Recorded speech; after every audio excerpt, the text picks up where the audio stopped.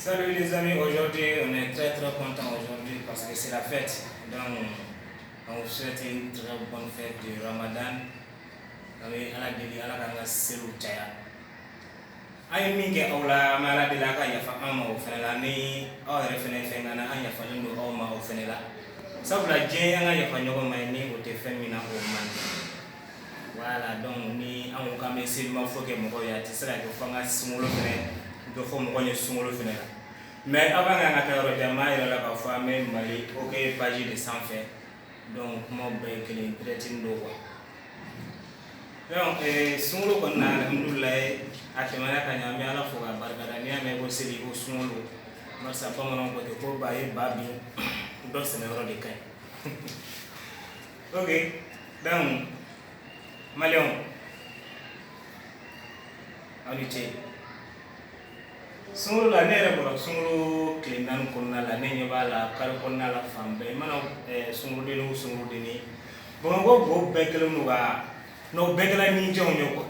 Bamakɔ go bɛɛ kɛra ninjɛnw ye ka kunkolo datugu ka fɛnw ne yɛrɛ content na n ko tiɲɛ yɛrɛ la Dieu merci Mali bɛ ka taga cogo min na ni a tagara nin cogo la alhamdulilayi an ka laɲiniw ye sabati. Mais c'est étonnant sunkalo bɛ taa ban wagati min na ne ɲɛ b'a la a ka cɛ an donna États-Unis. Transparent do daminɛna kunkolo dilanna ka go bɛɛ cɛ ɲa n'o cɛ fête la o kɛlen do k'o cɛ ka ɲi dɛ. Hali ni min ye k'i bɛ barama biri o kunkolo la sunkalo la kɔni seli la kɔni i b'a bɔ a da la. Tellement wo bɛ labɛn a bɛ n'a fɔ ko sawura wɛrɛ de bɛ kɛ bo la anw ma minnu ye quoi. Ah mais non seli ye seli walayi. Seli yɛrɛ de y'a damana nɔrɔ ye quoi hali n'i ma labɛn Ala b'i cɛ ɲa.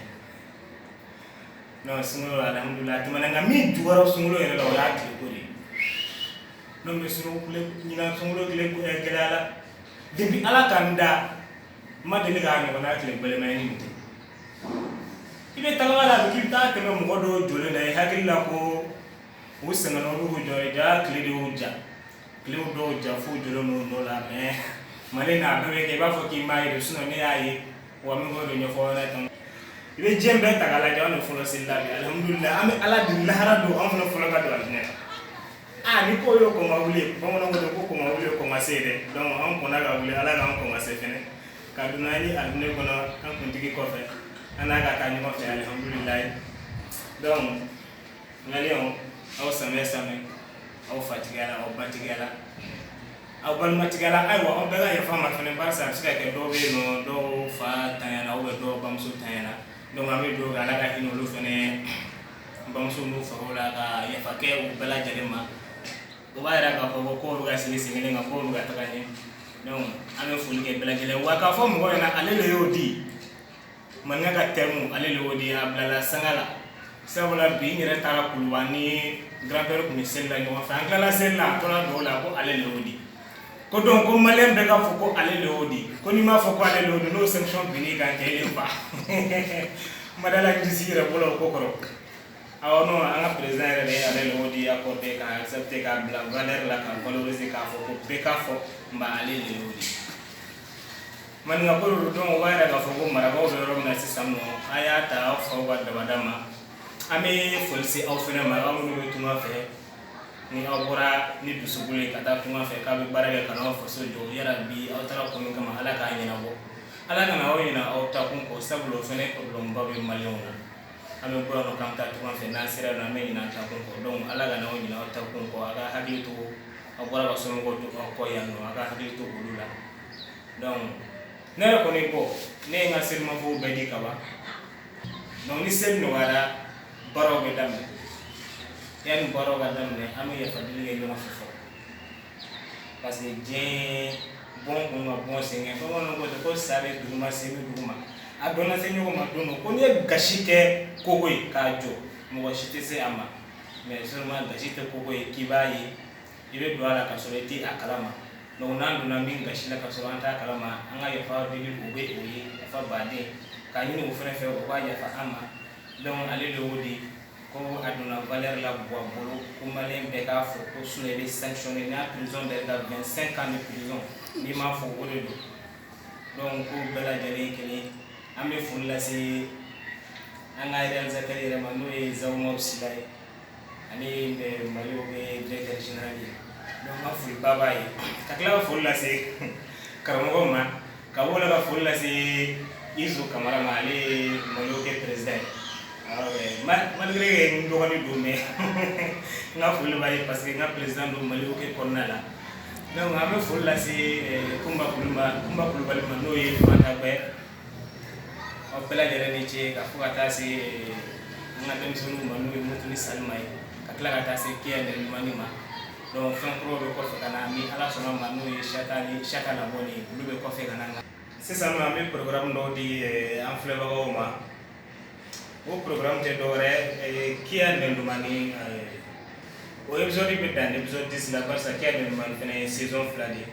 a saison kelen o kelen a bɛ épisode 10 n'a fɔ épisode 20 min bɛ ale saison 2 ma nka kelen o ye 10 ye ko tɔgɔlen dɔw fɛnɛ ye 10 ye bon kɔfɛ an bɛna série kura min daminɛ an ye réalisateur bolo a sɛbɛnni bɛɛ kɛra ka ban réalisateur ko ten dɔn ni ala sɔnna ma casting de bɛ ka kɛ sisan ni casting banna dɔrɔn a bɛ n'o acteurs fɛnɛ an bɛ o da kan tuguni ka taga sira ka jan nka an sen ka di boli la fɛnɛ donc parce que mɔgɔ caman bɛ k'a ɲɛfɔ ko Manila ka concert ka ca ka tɛmɛ a ka yɛlɛkow kan seulement mɔgɔ dɔw fɛnɛ bɛ yen nɔ i b'a sɔrɔ yɛlɛ de ka di olu ye kosɛbɛ ni ala sɔnna ma an bɛ bɛɛ satisfait Mali OK TV kɔnɔna la an mago bɛ fɛn o fɛn na conseil yɛlɛko an b'a bɛɛ sɔrɔ nka Chaka Labone 100% yɛrɛ o ye yɛlɛko dɔrɔn de ye donc ni aw mago bɛ yɛlɛko la a b'o sɔrɔ o kɔnɔna la o ye Chaka Labone ale fɛnɛ bɛ daminɛ a tɛmɛ mais ni Kiya banna wagati min na ale de bɛ daminɛ Kiya 10 o bɛ ban a tɛmɛ barisa actuellement a bɛ 7 la donc 7 épisodes o kɛra ka ban a bɛ sɔrɔ 3 épisodes ye donc ni o 3 épisodes banna ka ban Chaka Labone bɛ daminɛ kabako dɔ wɛrɛ parce que hakilina caman fɛnɛ bɛ Chaka Labone kɔnɔna la tubabuw bɛ fɛn ye cogo min na ani an farafinw b'a ye cogo min na kelenw tɛ mais ni ala sɔnna ma Chaka Labone kɔnɔna la an b'a différence bɛɛ di mɔgɔ ma ka hakilinaw bɛɛ yira mɔgɔ la cogo jumɛn na an ka yetaw tɛ kelen ye voilà donc adamadenya ye kunkolo ye n'ala ye kunkolo d'i ma i ka baara kɛ n'a ye sinon a bɛ kɛ i bolo fɛn fu ye voilà a y'aw sagolen to Mali OK TV la ni ala sɔnna ma a tɛmɛ série 100% yɛrɛ Chaka Labone a bɛna o fana ye Mali OK TV sanfɛ maliyɛnw i bɛ Mali kɔnɔ i tɛ Mali kɔnɔ i kɛra Ivoirien o i kɛra Guinéen o i kɛra Burkinabé o i kɛra Sénégalien o i kɛra Mauritanien o i kɛra Congolais o i kɛra Béninois o i kɛra Congolais i kɛra Gabonais o a bɛɛ lajɛlen bɛɛ b'i hakilina sɔrɔ a kɔnɔ hali n'i tɛ bamanankan mɛn an b'an to Mali la ka bamanankan diya kɔfɛ mɔgɔw ye k'a sɔrɔ o m'a mɛn fo ka n'a ɲini k'a ɲɛdɔn an b'an ka langue an b'a valoriser k'a bila valeur la f'a ka kɛ diɲɛ yɛrɛ kɔnɔ langue tɛ fɔ ka tɛmɛ a kan ye voilà parce que en tant que patriote i bɛ fɛn bɛɛ kɛ i ka jamana ye walasa a ka taga ɲɛ nka jamana bɛ taga ɲɛ ni jamana kan de ye fɔlɔ ni jamana kan ye san sɔrɔ jamana yɛrɛ bɛ san sɔrɔ a nɔfɛ o kuma la an b'a fɔ k'a fɔ aw ɲɛna ko nin tun ye ne ka samɛ fɔli ye k'a lase maliyɛn bɛɛ lajɛlen ma an bɛ dugawu kɛ ni ala ma ɲa k'a bɛ san wɛrɛ la na nin kɔ a kana n'a kɛ san fɔlɔ ye min kɛra sababu ye ka tiɲɛniba kɛ ni mɔgɔw sara a la donc an bɛ tasi bila kɛ ka se olu ma sangafo waati tɛ tɛmɛ ni min kɛra o ka fɔ ni min yɛrɛ ma kɛ o kana fɔ ko kɛ ka kɛ kɛ di muso ye ka waati fɛ bonya bɛ manden bonya masigi ye manden n'a ye bonya ka ye an t'a lasigi k'a da ayi ma bamanan ye kan tɛ dɔ ye ko don kelen fa tɛ wulu kɛ don si ko n'i ka kalamani kun fila su bo la i laban b'a ta cɛmancɛ ma an tɛ bamanankan fɔ yɔrɔ la sa nka an bɛ ka mɔgɔw hakili lajigin kɔrɔlenw na i b'a dɔn k'a fɔ artiste ya yɛrɛ ye o de ye n'i kɛra artiste ye mɔgɔw hakili ɲinɛna fɛn minnu kɔ i b'a essayer k'aw hakili lajigin a la pour que i ka se k'aw ka jamana yɛrɛ bila valeur la voilà donc aw bɛɛ lajɛlen aw ni ce aw ni baraji mɔgɔ o mɔgɔ bɛ ka lajɛ i mana kɛ diɲɛ fan o fan i kɛra Mali kɔnɔ i kɛra Mali kɔkan o i kɛra mɔgɔ ye o i kɛra maraka ye o aw bɛɛ lajɛlen mais non kabako don marakaw y'a dɔn ye ko kabako don ne yɛrɛ hakili la n ko sogo bɛ ɲimi nka marakaw tɛ sogo ɲimi olu bɛ saga faga de n'u ye saga faga u bɛ taa saga sarakati k'a bolo jeni k'o ɲimi mais don bɛ ni daga n ba ale de y'o di Mali OK TV ka foli bɛ aw bɛɛ lajɛlen ye donc aw ka abonné Mali OK TV la k'a yir'aw la k'a fɔ Mutuni Salima saison 2 o fana daminɛ la an ye épisode 2 kɛ ka ban k'o bila Mali OK TV chaîne YouTube sanfɛ ni donna YouTube kɔnɔna la dɔrɔn i b'o fana sɔrɔ yen nɔ Mutuni Salima saison de o daminɛna donc aw salamu aleykum ala ye lɔgɔ di